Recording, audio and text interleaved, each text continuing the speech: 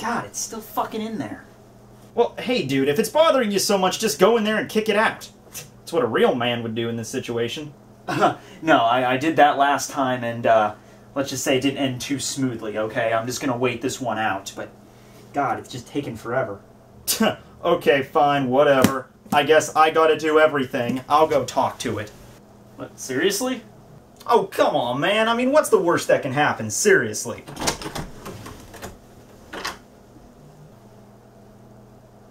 I should probably go get the blood mop. Hey, dude, it's all cool in here. For realsies? Yeah, it says it's a complete misunderstanding. Just come on in, we're having drinks and some snacks. You can do the review, everything will be fine. Okay. That's good. I like snacks, I think. Yeah, so what's going on in the... Okay, yeah, I totally should have expected that. Oh yeah, man, it already went ahead and broke my legs. And my arms. And there goes my neck. You know, okay, before you kill me, I just wanted to tell you one thing, that C has always been my favorite.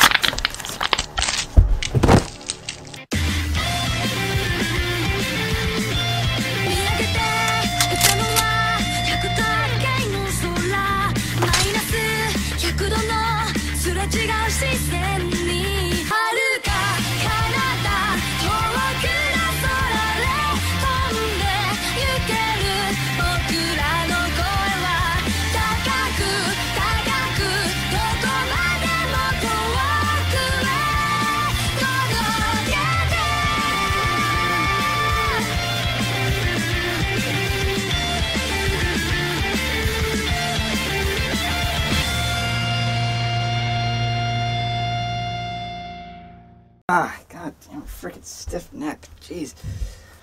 Okay, hey everybody, Tekking101 here, here to review Bleach chapter number 636, titled Sensitive Monster. And hey, okay, we give Pernida shit, we really do, but let's leave off the negativity in this chapter, okay? It is a very, very sensitive thing, okay? So chapter continues off with Kenpachi Zaraki cutting Pernida apart, Jaw Sternritter C directly in the head-ish region. We're not even really sure if that's where all of its, if that region could be called a head, depending on what it's gonna look like. And this week, we don't get to find out what it looks like either. I love that, Kubo! I love that shit! You know, you leave that with us with a big cliffhanger like last chapter where it's like, oh, its cloak got ripped, we're finally gonna find out what it is. And it looks like at the end of this chapter, it finally got ripped, and now next chapter we're gonna find out. But in this one, it's just like it's freaking teasing us, where apparently Pernida's cloak is made out of like some sort of elastic, because instead of ripping, it just kind of expands outward as whatever its true form is begins to get bigger underneath it,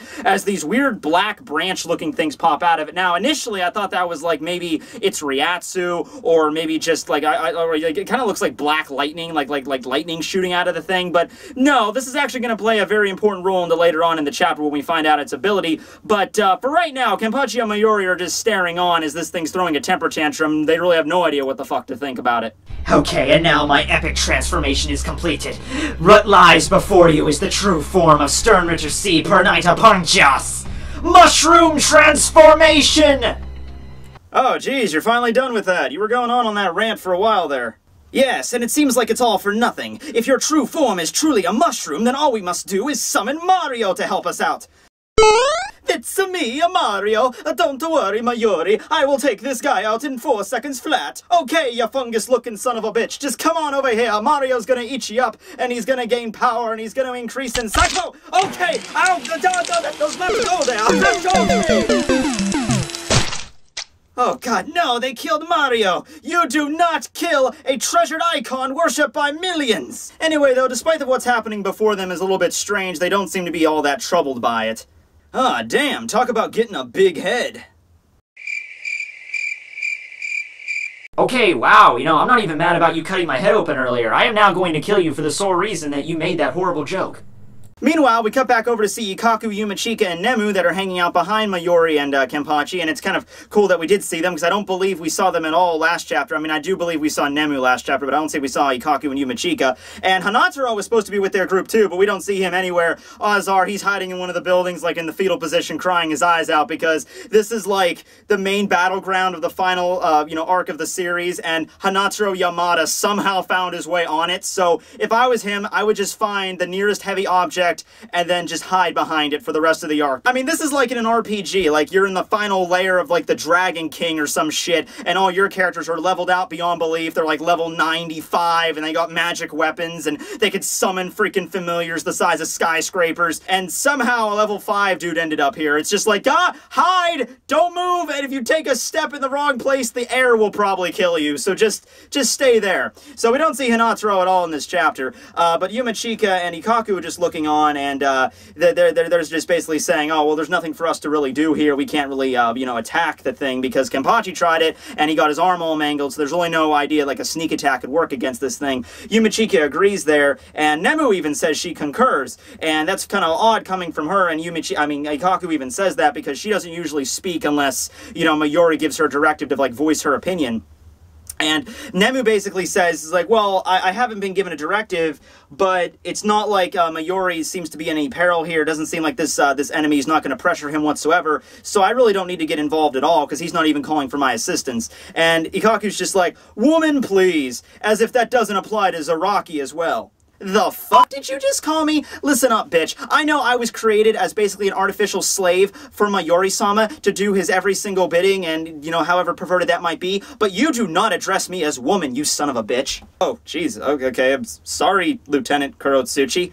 Damn fucking straight you are. So we get the title page, then we cut back over to see Kenpachi, who has not moved from the spot he's been standing in. He was still standing right next to Mayuri. However, his arm, which was previously mangled by Pernida, begins to spin rapidly like a pinwheel, and to the point where it's, starting to do that same shit that happened with Shutara's clone back in chapter, I think it was 600, when they shot Lille shot Shutara's clone, and then Pernida got rid of it by basically just compressing it downwards. So if the power is left unchecked, it'll basically just keep getting twisted and contorted until eventually becomes nothing but just like a little tiny ball of blood, essentially. So this is happening to Kenpachi's right arm, and everyone seems to be freaking out, and Kenpachi has to figure out something to do here. Oh, geez, okay, my arm is now spinning out of control. This is an occurrence that does not usually happen.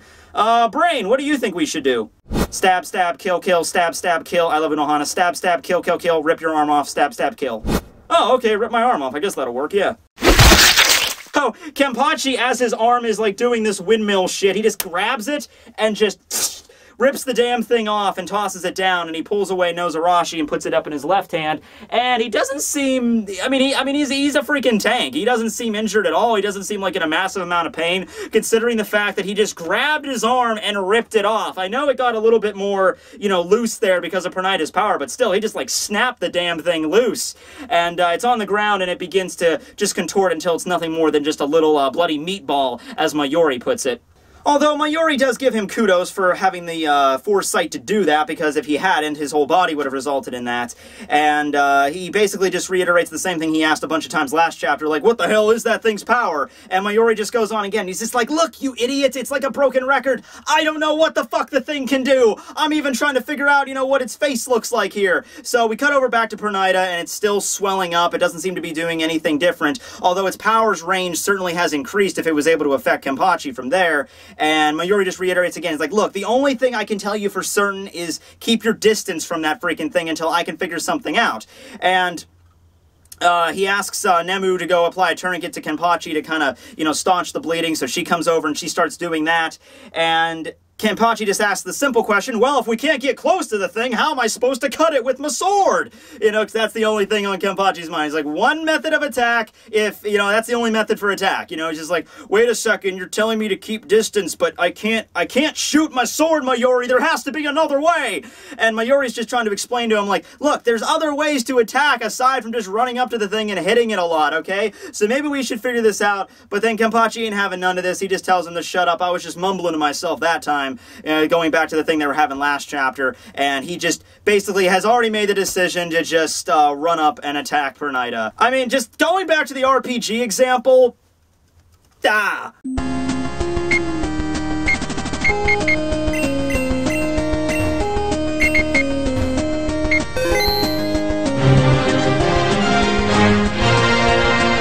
So Kenpachi charges at Pernida and simply states, well, if it has an unfamiliar power, I just gotta cut it in half before it can use that power.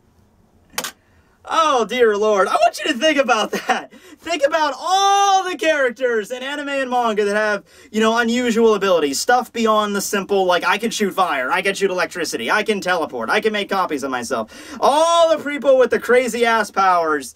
And just apply Kenpachi's logic here, where I could just run up and attack, and just imagine all the shit that could go wrong from that. But you gotta love him. You gotta love him. The dude had his whole arm just ripped off, and he's not none worse than the worse for wear. I mean, I know Nemu treated it, but he still doesn't act like it was any big deal. Like, oh, I'll just get a new one made later, no problem. But anyway, Mayuri begins now to get a little bit concerned about him, because I guess even Mayuri realizes, yeah, he still needs Kenpachi's power for this fight. So he draws Ashisogi Jizo as Kenpachi lands another direct hit directly on Pernida's head. Haha, looks like you got a splitting headache. Splitting a headache. Splitting. Fuck your kneecaps! Oh shit, you got my legs this time. Damn, I kinda need those to properly kill you and Mayuri! The fuck, bro? Okay, so, recap here. Kenpachi's logic results him getting both of his fucking legs broken and falls to the ground, and then immediately after hitting the ground, Mayuri stabs him with Ashisogi Jizo, released now in its Shikai form, and when it does that, it initiates its paralysis effect. If you recall, whenever it stabs something, it basically paralyzes the nervous system while leaving pain sensors intact, although I'm not sure if it's the exact same thing here. The point is the nervous system has been paralyzed, and the legs begin to stop doing their contortion thing, but in the meantime, Kenpachi's head then gets snapped around toward him as he's cursing Kurtsuchi's name. And Mayuri notices that his head is now being affected by Pernida's ability and states that, so I stopped the legs from being affected by this, but now all the other parts of the bodies are being affected now. So he realizes he has to kind of paralyze the whole body. So then he activates an ability called Kyodoyun, which means Fear Factor 4. I don't even want to know what Fear Factors 1 through 3 are. It probably involved Mayuri naked in a shower. Fear Factor 4 basically emits a sound from Ashisogi Jizo, which paralyzes everybody that hears it within 4 seconds. Nemu tells Yumachik and Ikaku to cover their ears. She doesn't really seem to be taking those precautions, neither does Mayuri, so I'm assuming the power doesn't work on them, but it does work on Kenpachi, who becomes completely paralyzed by the effect and just seems to drop to the ground as Mayuri seals it and sheaves his sword.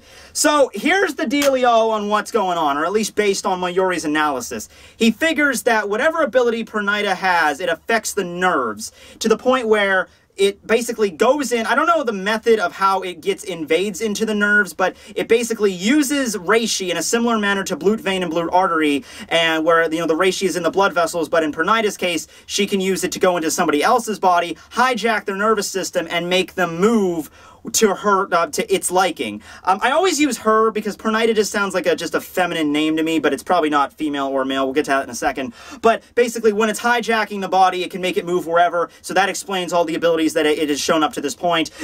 Bending arms and shit with Yoruichi. The only problem I have with this is, by that logic, it can only affect things that are biological, or at the very least have a nervous system. And the reason I see a problem with this is because we saw it break out of that tree of life thing that was encasing the Sternritters that Kiryu Hikifune created. So I'm kind of curious how it was able to do that, because it was clearly the one that did it, where it broke it bent the branches to the point where it broke.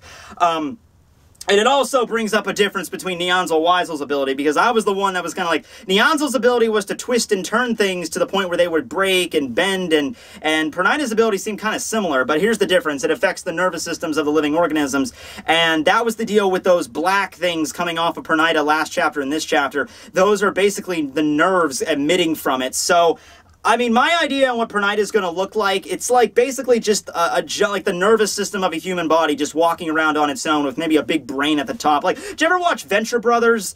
The Nerve. Kind of like that dude. Kind of like that dude. I'm not 100%, but I mean, that would fit the kind of weird appearance that's going on here. And anyway, the reason that, Mayuri figured it out with Kenpachi, he's like, if I paralyze the nervous system, then even your abilities can't move it, because I guess it still is, it's not like Ranso Tengai, where it's like the strings controlling the body. It's like you're actually invading the other person's body and moving it to your liking, so the nervous system still has to work.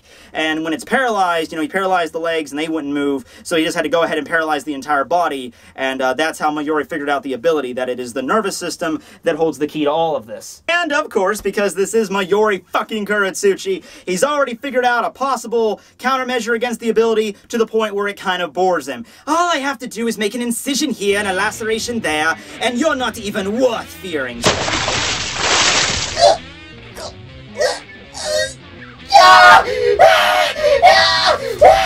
Oh, looks like I just struck a nerve. What is with you people and the puns? Do you understand the level of pain I am feeling right now? I will slaughter you all! I will remove your goddamn brains from their freaking eye sockets, and I will use them to play golf! Do you hear me? That doesn't even make any sense! Do you know how much pain I'm in right now? God!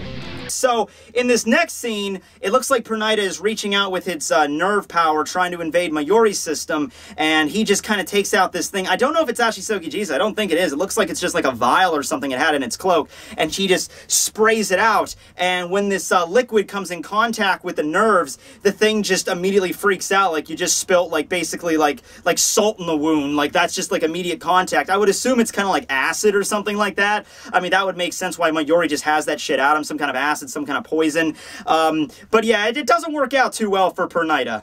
Did that sting a bit? The excruciating pain of having your nerves exposed to the open. I am quite fascinated by your ability. I plan to savor this sense of enjoyment slowly, after all. I have countless qualities of drugs that I can apply to your nervous system. So the chapter ends with Mayuri striking his rape-faced grin as we've seen Pernida panting and wheezing and freaking out. One of its eyes is bulging, probably in massive amounts of pain that its nervous system basically just got, corrosive acid coming in contact with it. And we see it's like leaking out some, I don't know if that's the nerves or that's blood, I don't know. But the point is, the cloak finally begins to rip. Whatever the fuck it's made out of, it finally reaches its limit and it begins to break apart right above its eyes. So I don't know what's going to be underneath. I'm thinking like nervous system made animate, just like a bunch of like wires basically crossing around with maybe some eyes and like a brain hanging out there. I don't know. But that's the end of the chapter. So pretty cool that we finally got to see Pernida's ability and open. I'm really glad that we focused on this fight, because we had all those other fights last chapter that Kubo could have honestly picked any one. We could have seen like two pages of Pernida, then cut over to Askin and Grimjow. I would be remiss to say Kubo might actually wait until after like the Askin fight with Ichigo's group. That might be the last fight, because the shit with Grimjow and Ichigo, those are the main character. Well, not the main characters. Ichigo's the main character. Grimjow is, I would say Grimjow's the main character at this point. But I think Kubo's kind of trying to spotlight Askin, so I think that might be the last fight we see. But yeah, I mean, I just want to see what the damn thing is. I mean, it was one of those weeks where I'm like, come on, I really want to see what the thing looks like. I really want to see what the thing looks like. And now we get the chapter. I read it this morning, and I'm like, God, really, Kubo? You could have showed us what it looked like, and you could have had the events of this chapter play out completely the same. Whatever. But next chapter, we're probably going to get it. If not, I'm probably going to riot. Also, I have to say, pretty unique power for Pernida, the whole nerve thing. Last thing I expected. I didn't expect it to go that route with it. Really good explanation by Mayuri, especially how he deciphered it and how he figured out, I just have to paralyze the nerves and we're good. And his power is, like, absolutely ideal for countering that. Really, I mean, by logic, if he is able to just stab Pernida once, the sword that is able to paralyze nerve endings and just stab the one giant nerve ending, then fight's over. Although we still have Volt standing left, we still have probably whatever ability it's up. He probably still has a high league profile it has to show. It's probably going to do some weird shit with that. And yeah, pretty cool, pretty cool. I don't even know if this thing can talk yet. I mean, I've been doing the voice on my own, but I don't even know if this thing's intelligent to the point where it can talk, or if it can be like, because it made no attempt to try to move, when Kenpachi was running toward it, because it was obviously doing damage a little bit to the thing, but it had no logic to like, I'm gonna move now because this thing's running, like this guy with a sword's running toward me. Don't even know. But anyway, yeah, what are your thoughts on this battle? Where do you think it's going to go? I don't think it's going to be as simple as what I explained, like just stabbing it and winning. But Mayuri seems to be hyped up. Kenpachi's knocked out of the fight, and he's missing an arm. But hey, that just opens up for a Mayuri fight. And hey, I mean, I'm excited anyway, because you know me. I'm like, you know, I'm Squad 12, boys. Squad 12, represent. So yeah, have a good night, everybody. Tekking101 signing out. Later.